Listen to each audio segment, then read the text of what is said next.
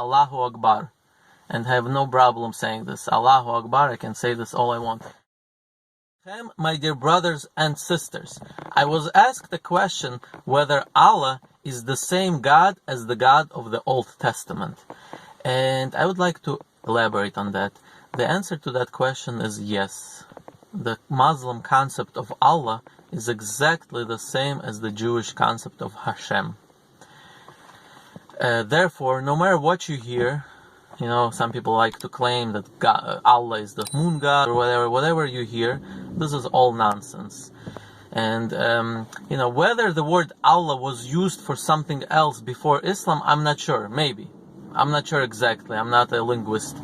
But that's really not the important part. The important part is, what is Allah today? What does the word Allah mean today to Muslims? What it means today to Muslims is exactly the same what Hashem means to the Jews. That's really, there's no argument there. Our only argument between Jews and Muslims are whether Muhammad was a prophet or not. That's really the only argument. But the concept of God is, really exactly the same. And therefore, no matter what you hear, even if some Jews tell you that, we don't believe in the same God as the Muslims do, they're only saying this because of political reasons. And everybody knows this, since Jews and Muslims are at war in Israel, so some Jews may be prone to say, therefore anything Muslims do, it's wrong.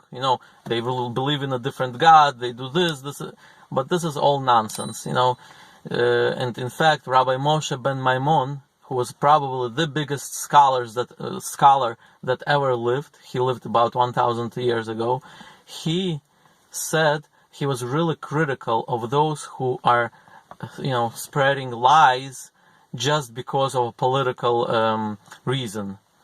And he was really critical, and he says those who say that Muslim concept of God is different and it's like idol, he says these are bad, this is, bad people. I don't know exactly which word he used, but he was really critical of those people.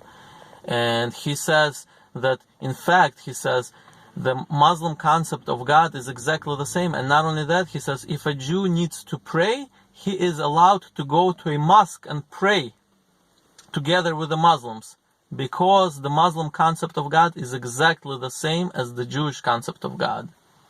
There's no argument there.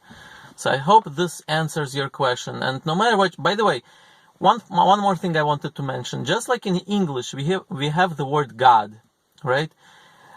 Back maybe 1,000 years ago, I'm not sure what the word God meant. It could have probably be the name of some idol that was named God. And then eventually this term came into English language and it began to be used to a different, in a different connotation to the one God. So therefore, just like somebody who uses the word God today does not necessarily mean that he worships that idol that existed 1,000 years ago, right? Because this is just a word. The way it was used at that time is one thing, now it's used differently. Therefore, same thing with the word Allah. We go by what the word Allah means to Muslims today. It doesn't matter what it meant before Islam. It's not really relevant. So to answer the question, I want to repeat it and to make sure everybody really understands that. Yes, the Allah is really the same God of the Torah. Allah is the same God of the Torah. And as I said, the only argument Muslims and Jews have is whether Muhammad was a prophet or not. That's really the only argument. As far as God goes, or Allah goes, we believe in the same God. In fact, as a Jew, I can say, and I can freely say this, and without even any hesitations, I can use the Arabic phrase, Allahu Akbar, and have no problem saying this. Allahu Akbar, I can say this all I want. And even the part of the Shahada that the Muslims say, Lo ilaha illa Allah, I can also freely say this, and I don't feel any, remorse about saying this, because their concept of God is exactly the same as the Jewish concept of God. Thank you for watching.